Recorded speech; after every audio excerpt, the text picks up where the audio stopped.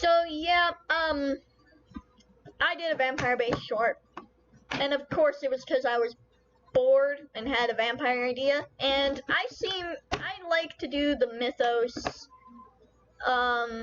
stuff similarly. So like the werewolf stuff and the vampire stuff, I tend to lob them into kind of the same ideas, except, you know, that one shifts on full moons and the other drinks blood and all that. Like, yeah, but generally the same.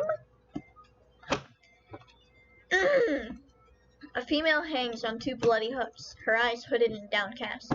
She slowly raises her head, the hooks holding two cuffs which can be traced to her currently handcuffed hands. A tall male walks past her cell, looking in for a moment, his eyes shimmering before he turns, walking to the next cell. The female's head drops, her eyes closing. I look at the slave driver. He is waiting for me to decide who I want to take. Who has the best blood? The driver blinks. Well, I haven't fed off all of them. I found the two males to be particularly tasty.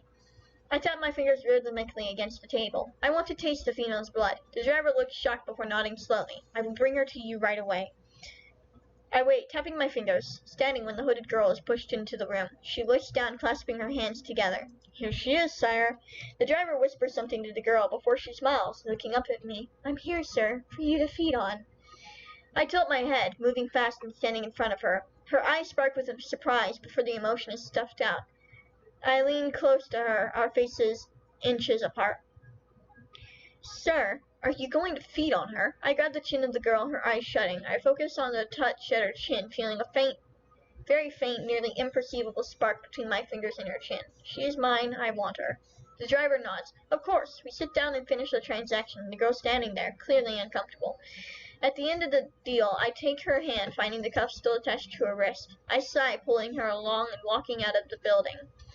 I place her in the passenger seat of my car. I get into the driver's seat of the car. She remains silent, looking down at her hands. As the drive continues, I sigh, tapping my wheel.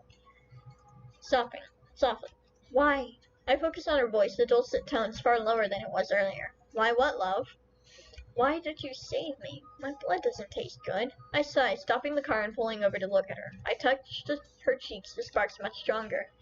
Do you feel the sparks? She looks at me, her dull eyes brightening slightly. Yes? I nod. Then that is why I saved you.